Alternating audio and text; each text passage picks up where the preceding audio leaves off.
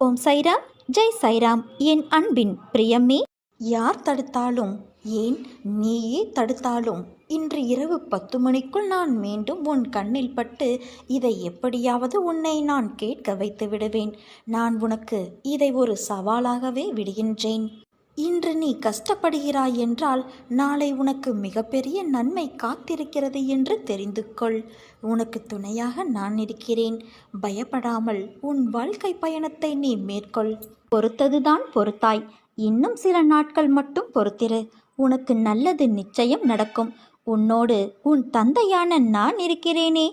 இந்த உலகமே ஒன்று திரண்டு உனக்கு எதிராக துன்பம் இழைக்க முயற்சி செய்தாலும் உன் அப்பா உனக்கென எழுதியது மட்டும்தான் உன்னை வந்து சேரும் என்பதை நீ உறுதியாக நம்பு. சரணாகதி என்றால் என்ன என்பதை நான் உனக்கு கூறுகிறேன். நான் ஒரு உதாரணத்தை உனக்கு சொல்கிறேன் கேள். 2 நபர்கள் இருக்கிறார்கள். முதல் நபர் நன்றாக உழைத்து சம்பாதித்து பணம் வைத்து கொண்டு இருக்கிறார். 2வது நபரோ ஒரு பரம ஏழை, பிச்சைக்காரர் என்று கூட வைத்துக்கொள்ளலாம். இருவரும் ஒரு பெரிய கடைக்கு சாப்பிடுவதற்கு தின்பண்டங்கள் வாங்க செல்கிறார்கள். முதல் நபர் வாங்கிய பொருளுக்கு பணம் கொடுக்க வேண்டும். அவர் பணம் கொடுக்க முயலும் பொழுது தன்னிடம் ஒரு 100 ரூபாய் குறைவாக இருப்பதை உணர்ந்தார். இப்பொழுது முதல் நபர் 100 ரூபாய் குறைவாக இருப்பதாக கடைக்காரிடம் சொல்ல முடியாமல் சுய கௌரவம் தடுக்கின்றது. அதனால் அவருக்கு தனக்கு வேண்டிய பொருளை வாங்க முடியாமல் திரும்புகிறார். இப்பொழுது 2வது நபர் கடைக்காரரிடம் கேட்கிறார். எப்படி கேட்கிறார்? ஐயா, என்னிடம் பணம் இல்லை, சம்பாதிக்கும் திறமையும் இல்லை, பசி காதை அடக்கின்றது, கொஞ்சம் ஏதாவது சாப்பிட கொடுங்கள் என்று பிச்சை கேட்டால் கடைக்காரர் எதையாவது எடுத்து 2வது நபர் பசியார கொடுப்பார். அந்த பிச்சைக்காரருக்கு ஏதாவது வேலையோ வேறு ஒரு நல்ல வழியையோ சொல்வார். இப்பொழுது புரிகிறதா? நம்முடைய சுய கௌரவத்தை களைந்து இயலாமையை ஏற்றுக்கொண்டு இறைவனிடம் கையை உயர்த்தி என்னை ஏற்றுக்கொள் என்று கேட்டால் நிச்சயம் இறைவன் ஏற்றுக்கொள்வார். இதைத்தான் சரணாகதி என்று சொல்கிறோம். சரணாகதியின் மேலும் ஒரு முக்கிய அம்சம் என்ன தெரியுமா? நாம் இறக்கும் தருவாயில் மனதில் என்ன நினைத்து கொண்டு இருக்கிறோமோ அதுவாகவே பிறப்போம் என்பது வேதத்தில் கூறப்பட்டுள்ள உண்மை. இது பல புராணங்களில் நிரூபிக்கப்பட்டு இருக்கிறது. மரண தருவாயில் நம்முடைய உபாதைகளும் கருமாக்களும் நம்மை இறைவனை நினைக்க விடாது. அப்பொழுது நம்மால் இறைவனை அடைவது சாத்தியமில்லாமல் போகும். சரணாகதி செய்துவிட்டால் நாம் மறந்தால் கூட நாம் இறக்கும் தருவாயில் நம்மை ஞாபகத்தில் வைத்துக்கொண்டு நம்மை கரையேற்றி விடுவார் நாராயணன். இது ஒரு சரணாகதியின் முக்கிய அம்சமாகும். என் தங்கமே, உன் வாழ்க்கையை நல்லதொரு வாழ்க்கையாக மாற்றக்கூடிய சக்தி உன் எண்ணத்திற்கு உண்டு. அதனால் நீ நல்லதை மட்டுமே நினை. சோதிக்கப்பட்ட மனிதன் பிறகு பலருடைய மரியாதைக்கும் உரியவனாகிறான்.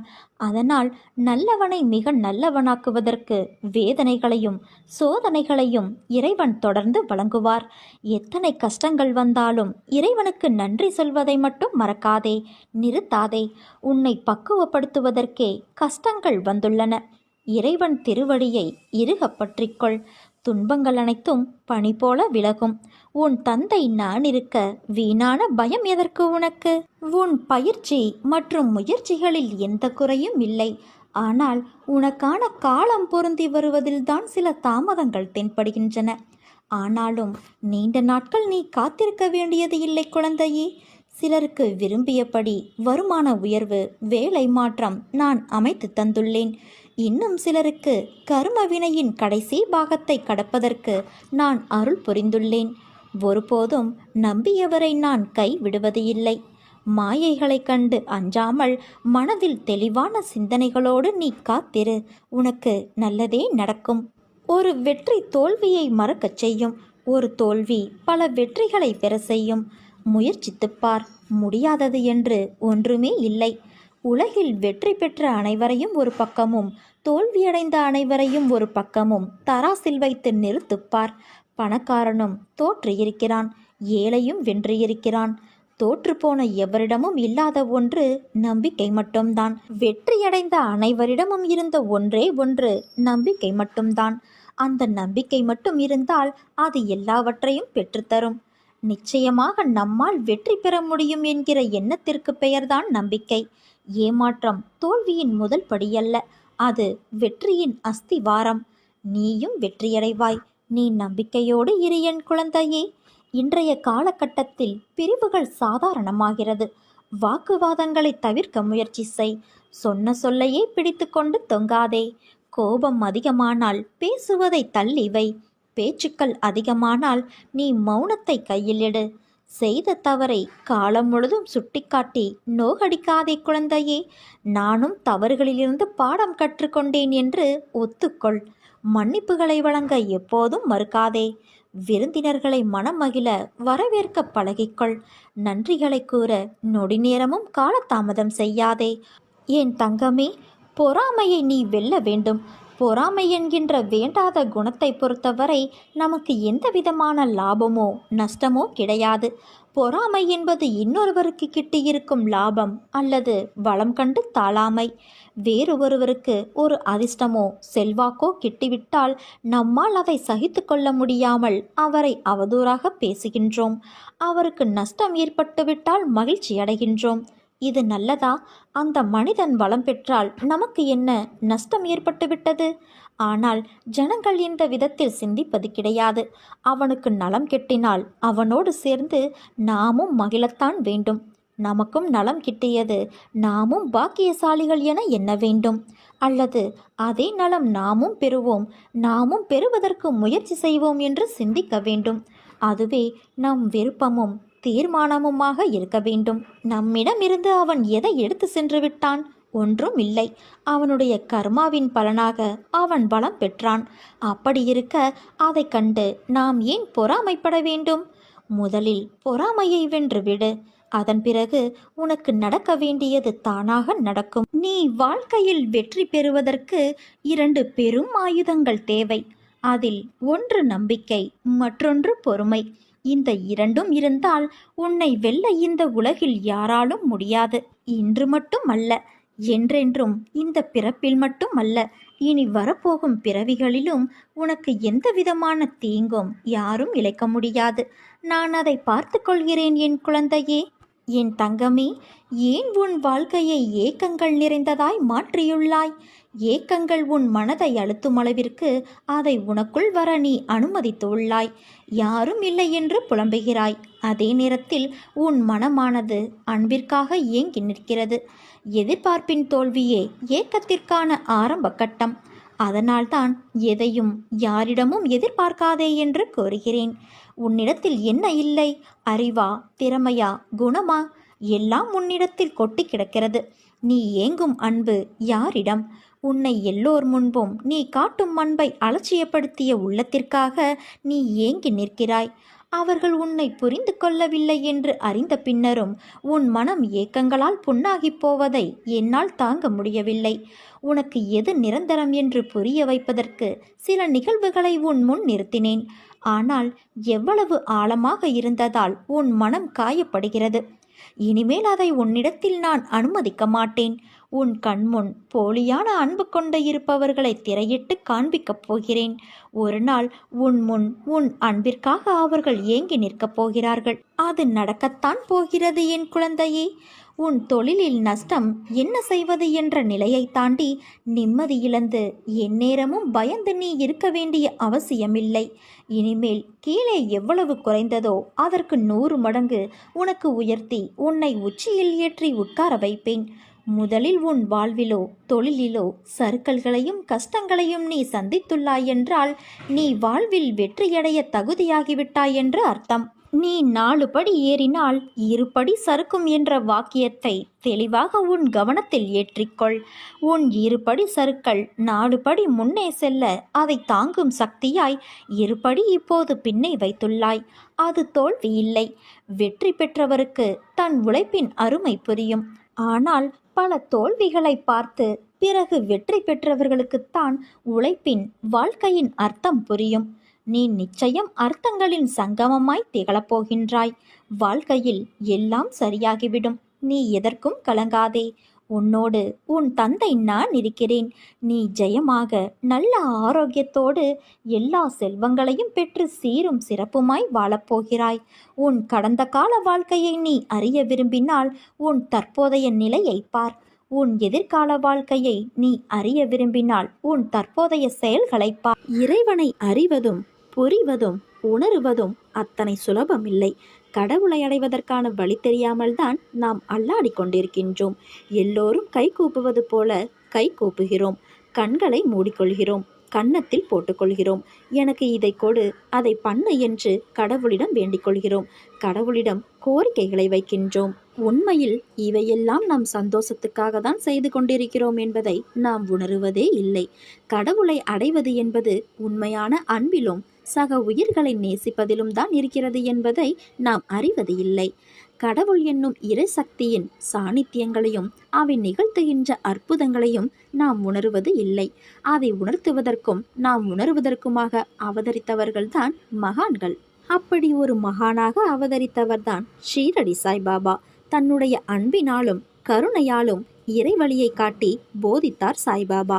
சக உயிர்கள் மீது கொண்ட அன்பும் கருணையும் தான் கடவுளை அடைவதற்கான வழி என்று தன்னுடைய பக்தர்களுக்கு அருளியிருக்கிறார் பகவான் சாய் பாபா. உங்களை சுற்றியுள்ள மனிதர்களிடம் யாரெல்லாம் உண்மையாகவும் அன்புடனும் கனிவுடனும் நடந்து கொள்கிறீர்களோ அவர்களை நான் கவனித்து கொண்டுதான் இருக்கின்றேன். என்னை நம்புங்கள். என்னை நம்புகிறவர்கள் என்னை அழைக்க வேண்டும் என்று நான் காத்து கொண்டிருக்க மாட்டேன். என்னை நம்பினால் அவர்கள் அழைக்காமலேயே நான் அவர்களிடம் வருகிறேன் என்கிறார் பகவான் சாய் பாபா. உங்களுக்கு நான் கடமைப்பட்டிருக்கிறேன். ஒவ்வொரு நிலையிலும் உங்களுக்கு பலம் தருவதே என்னுடைய மிக முக்கியமான பணி. கவலைப்படாதீர்கள். எல்லோரிடமும் அன்புடன் நடந்து கொள்ளுங்கள். நான் உங்களுக்கு அருகில் வருவேன், உங்களை காப்பேன் என்கின்றார். பாபாவை மனதார வேண்டினால் பாபா நம்மை ஒருபோதும் கைவிட மாட்டார். பாபா நம் பிரச்சனைகளை எல்லாம் சரி செய்து தருவார் என்று மெய்சிலிர்க்க சொல்லுகிறார்கள் பக்தர்கள். பாபாவை மனதார நினைத்து எவருக்கேனும் ஒரு பழமோ ஒரு உணவு பொட்டலமோ ஒரு பிஸ்கட் பாக்கெட்டோ வழங்கினால் அவற்றின் மூலமாக பாபா நமக்கு அருளுவார், ஆனந்தப்படுவார். அழைக்காமலேயே வருவார் நம் சாயப்பா. எனது பிள்ளைகளான உங்கள் மீது நிஜமான அன்பு கொண்டவன் நான். என் பிள்ளைகளை எல்லாவித கஷ்டங்களிலிருந்தும் கவலைகளிலிருந்தும் கை தூக்கிவிட அவதரித்தவன் நான். எப்போதும் என் நாமத்தை உச்சரியுங்கள். நான் எப்போதும் உங்களை மட்டுமே நினைத்து கொண்டிருக்கின்றேன். எப்போதும் தைரியமாக நீங்கள் இருக்க வேண்டும். எதை பற்றியும் கவலைப்படாதீர்கள். காலதாமதமாகலாம், பொறுமையாக இருங்கள். நான் உங்களையே நினைத்து கொண்டிருக்கின்றேன். உங்களுக்கு என்ன தேவையோ அதை மட்டுமே நான் நினைப்பேன். நான் நினைப்பது மட்டுமே நடக்கும். வழி தெரியாமல் தவிக்காதீர்கள். நிச்சயமாக வழியை காட்டுவேன். அதுவரை நீங்கள் பொறுமையாக இருக்க வேண்டும். நீங்கள் என் நினைவாக எப்போதும் இருந்தால் பதற்றப்படவோ நடப்பதை நினைத்து துக்கப்படவோ மாட்டீர்கள். ஏனெனில் நீங்கள் என்னுடைய சங்கத்தில் இருக்கிறீர்கள். உங்கள் சார்பாக நான் செயல்படுகிறேன். உங்கள் பிரச்சனை அனைத்தையும் நான் பார்த்து கொள்கிறேன். கால நேரம் வெகு தொலைவில் இல்லை. தைரியமாக இரு. இதுவரை எந்த கஷ்டம் உங்களை பாதித்ததோ அது தானாக ஓடி ஒளியும். மிக விரைவில் நல்ல நேரம் ஆரம்பிக்கும். என்னை சரணாகதியடைந்தால் நான் உங்களை பாதுகாப்பேன். உன் காத்திருப்பு என்றும் வீண் போகாது. உனக்கானதை உன்னிடம் நான் நிச்சயம் சேர்ப்பேன். உன் அப்பா நான். உனக்கான எல்லா தேர்வுகளையும் வைத்து அதிலிருந்து உனக்கான மாற்றத்தையும் பக்குவத்தையும் கொடுப்பேன். தேவையில்லாத விஷயங்கள் உன் மனதில் தோன்றுகிறது என எண்ணி வருந்தாதே. எல்லாம் உன் மனதை சுத்தம் செய்யத்தான். நீ நினைத்தபடி உனக்கான வாழ்க்கையை நல்லதாய் உன் சாய்தேவா அமைத்து கொடுப்பேன். என்னை நம்பு. நம்பி காத்திரு. உனக்கான பொக்கிசங்கள் உன்னை வந்து சேரும். இது சத்திய தேவனின் மெய்யான வாக்கு. என் ஆசீர்வாதமும் என் குருவின் ஆசீர்வாதமும் உனக்கு எப்போதும் உண்டு. உன் வாழ்க்கையை பொம்மலாட்டத்தை போன்று நான் நின்று நடத்துகின்றேன். ஜாதகம், கைரேகைக்காரர்களின் ஜோசியம் ஆகியோரின் முன்னோடி உரைகளை தூக்கி எறிந்துவிட்டு என்னை மட்டுமே நம்பு. என்னை நம்பி என்பால் லயமாகும் மனிதனின் எல்லா காரியங்களையும் பொம்மலாட்டத்தை போன்று நான் முன்னின்று நடத்துவேன். பாபாவின் பாதத்தை தஞ்சமடைந்த பிறகு பொறுமையை சோதிக்கும் நிகழ்வுகள் நடக்கும். எல்லாமே கழுத்தை பிடித்து நெரிப்பது போல இருக்கும். அதை கண்டோ கேட்டோ தளராமல் உறுதியுடன் இருந்து நாம் உறுதியை குலைக்கும் மனக்கவலையை விட வேண்டும். என் பேரில் உன் பளுவை சுமத்தினால் அதை நிச்சயம் நான் சுமப்பேன் என உறுதியளித்துள்ளார். நான் இருக்க பயம் எதற்கு என்றவர் அவர். அவரை நம்புகிறவன் அவன் வார்த்தையின் மேல் நம்பிக்கை வைத்து தன் கவலையை விட்டுவிட வேண்டும். சாயின் மீது பாரத்தை ஏற்றியாகிவிட்டது. அவர் பார்த்து கொள்வார். ஒருவேளை பார்க்காமல் போனாலும் நான் கவலைப்பட மாட்டேன். என்னை பற்றி கவலைப்பட வேண்டியது அவர்தான், நான் அல்ல என்ற உண்மையை நீ உணர வேண்டும். எல்லாம் அவர் பார்த்து கொள்வார். நீ அவரை மட்டும் பார். உன் வாழ்க்கையில் உனக்கான பாதையை உன் கண் முன் நான் காண்பித்து விட்டேன். உன் வாழ்க்கையில் இனிமேல் நடக்கப் போகும் மாற்றங்களும் அற்புதங்களும் அதிசயங்களும் ஏராளம். உன் மனதை அதற்கு தயாராக வைத்துக்கொள். நன்றாக உழைத்து முன்னேறு. மற்றவர்களின் கஷ்டங்களை புரிந்து கொள். வாழ்க்கையில் நிதானத்தை கடைபிடி. அது உன் வாழ்க்கைக்கான பொக்கிஷம். நீ வேறு எதையும் யோசித்து குழம்பிக் கொள்ளாதே. நான் இருக்கிறேன். நான் உன் இதயத்திலிருந்து உனக்கான அனைத்து வினாவிற்கும் விடையளிப்பேன். இன்று நீ அதை உணர்ந்தாயல்லவா? காற்றில் ஈரத்தன்மை இருந்தால் அடிக்கின்ற காற்று நமக்கு சுகமான தென்றலாய் தெரியும். அதே போலத்தான் உன் வாழ்க்கையில் நிம்மதி இருந்தால்தான் அதை அழகான உயிரோட்டமுள்ள வாழ்க்கைக்கு அர்த்தம். அப்படி இருக்கையில் தென்றலை நீ உணர வேண்டும். நீ அப்படி உணர்ந்தால்தான் நிம்மதி என்னும் தென்றல் உன் வாழ்க்கையில் வசந்தமான சுகத்தை கொடுக்கும். அதை உணர்வதற்கு நீ முதலில் பொறுமையும் சகிப்புத்தன்மையும் நம்பிக்கையும் நேர்மையும் கொள்ள வேண்டும். வைராக்கியம் மிக முக்கியம். வைராக்கியத்தை ஏற்படுத்துவது மேலே சொன்ன 4 விஷயங்கள். அதுதான் உன் இலக்கை நோக்கி உன்னை அழைத்து செல்லும். இவைகளை நீ கடைபிடித்து நடந்தால் உன் வாழ்க்கை செம்மையாகவும் அந்த பாதையில் உனக்கான வழியாகவும் நான் இருப்பேன். எத்தனை இடர் வந்தாலும், எத்தனை சோதனை வந்தாலும், எத்தனை காலதாமதமானாலும் நான் என்றும் உன்னை கைவிட மாட்டேன். வீசும் காற்றுக்கு அளவுகோல் தெரியாது. பாய்ந்து சுழன்று வரும் அலையான நீருக்கு அளவு இல்லை. சுடர் கொண்டு எரியும் நெருப்புக்கு அளவை எட்ட முடியாது. பரந்த ஆகாயத்திற்கு எல்லை என்ற அளவுகோல் இல்லை.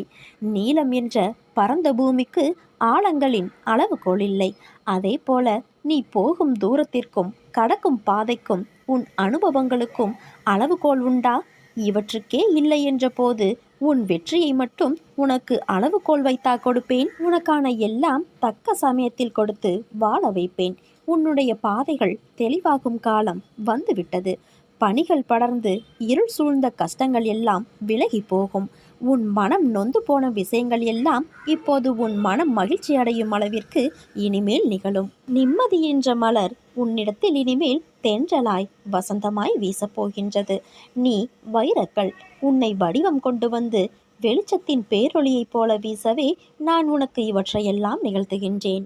நீ இந்த துவாரகமாய் தாய் தேகத்திலும் குருதியிலும் இருந்து பிறந்த என் உயிர். உன் சாயப்பாவின் வார்த்தை உனக்கான இரத்த ஓட்டத்தைப் போல இனிமேல் என் நாவில் தோன்றும் சொற்களின் பேரருளை பெறுவாய். நீ உன்னில் பார்க்கும் அனைத்துமாய் அகிலத்தின் ரூபமாய் உனக்கு நான் இருப்பேன். உலகத்தில் என்ன மாறினாலும் நகர்ந்தாலும் உன் தந்தை சாய்தேவா துவாரகமாயி தாயுமாகிய நான் உன்னை விட்டு ஒருபோதும் அகலமாட்டேன். நீ என்று என்னை சாயப்பா என்று அழைத்து உன்னிடத்தில் நான் என்னும் சொல்லுக்கு சாய்தேவா என்ற அர்த்தத்தை கண்டாயோ அன்றே நீ என் உயிரான பொறுப்பு. உன் அன்பின் ஆழத்தையும் உன் பக்தியின் தூய்மையையும் உன் நம்பிக்கை பொறுமை எதையும் எதிர்நோக்கி தாங்கும் உணர்வு உன் பலத்தையும் உன் விசுவாசத்தையும் எவ்வளவு உன்னதமானது என்பதை உன் சாய்தேவா நான் அறிவேன். எல்லாம் சரியாகிவிடும். எதற்காகவும் அஞ்சாதே. உன்னோடும் உன் குடும்பத்தோடும் நான் என்ற உன் சாய்தேவா இருக்கிறேன். என் ஆசீர்வாதங்கள் எவ்வளவு அசாத்தியமானது என்பதை நீ சிந்தித்து பார். உன் விருப்பம் அனைத்தும் நிறைவேறும். ஆனால் நீ இப்போது சந்தேக கண் கொண்டு பார்க்கிறாய். உண்மைதானே? முதலில் உன் மனதில் தோன்றும் தேவையற்ற சந்தேகங்களை தூக்கி எறி. நம்பிக்கையோடு இரு. நல்லதே நடக்கும்.